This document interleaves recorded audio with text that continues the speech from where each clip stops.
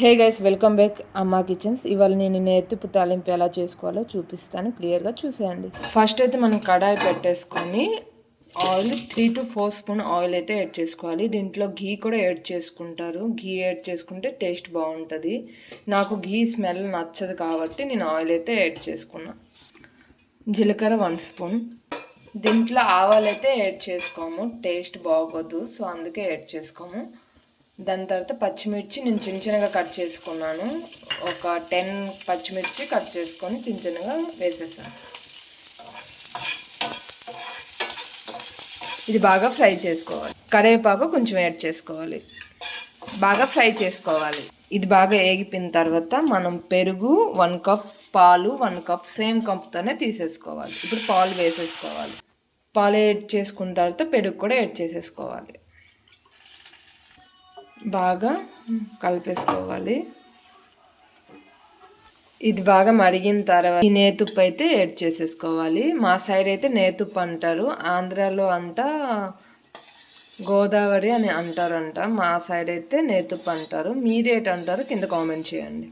ఇది బాగా వేసేసుకున్న తర్వాత బాగా కలిపేసుకోవాలి. ఇది కూడా సేమ్ క్వాంటిటీలోపే తీసేసుకోవాలి. 1 కప్పు నేతుప్పు తీసేసుకొని బాగా కలిపేసుకోవాలి. ఈ నేతుప్పు మనం నెయ్యి మరిగించిన తర్వాత వస్తుంది.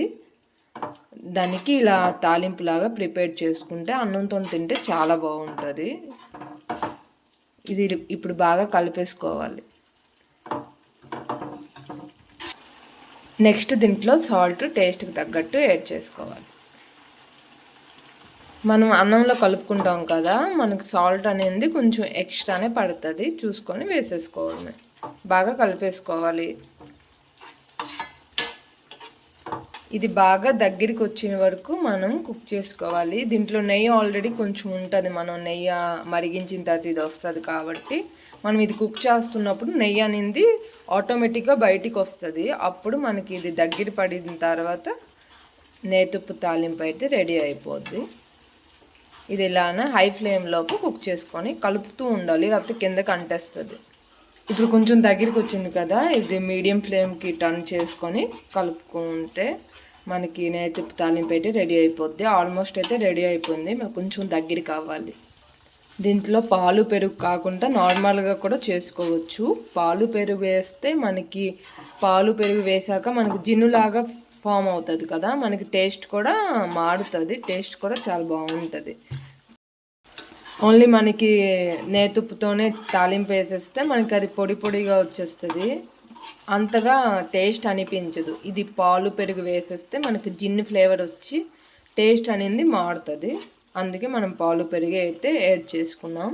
ఇప్పుడు ఇలా బాగా కలిపేసుకోవాలి. ఒక 5 minutesలో అయితే మనకి నేతుప్పు తాలింపు అయితే రెడీ అయిపోద్ది. ఇప్పుడైతే నేతుప్పు తాలింపు అయితే రెడీ అయిపోయింది. మనకి ఆయిల్ అయితే వచ్చేసింది చూసారు పైకి. ఇలా అయ్యింది అంటే మనకి నేతుప్పు తాలింపు అయితే రెడీ అయిపోయినట్టు. ఇలా మళ్ళొకసారి బాగా కలిపేసుకొని స్టవ్ ఆఫ్ చేసుకుంటే వేడివేడి అన్నంతో తింటే చాలా టేస్ట్గా ఉంటుంది. డెఫినెట్గా ఇంట్లో ట్రై చేయండి. ఇప్పుడు స్టవ్ ఆఫ్ చేసుకొని అన్నంతో సర్వ్ చేసుకొని టేస్ట్ చూసి చెప్తాను ఎలా వచ్చిందో. ఇప్పుడు ఇది బాగా కలుపుకొని తినడమేనే, ఇది చాలా టేస్ట్గా ఉంటుంది. ఇది బాగా కలుపుకొని మనం చేతికి చూసారా నెయ్యి అయితే ఎంతటి వచ్చిందో రావాలి. ఇలా వచ్చిందంటే మనకి నేతుప్పు అయితే రెడీ అయిపోయినలాగా. ఇలా కలుపుకొని తింటే చాలా టేస్ట్గా ఉంటుంది. డెఫినెట్గా ట్రై చేయండి. ఈ వీడియో మీకు నచ్చితే లైక్, షేర్, సబ్స్క్రైబ్ చేయడం మర్చిపోద్దు.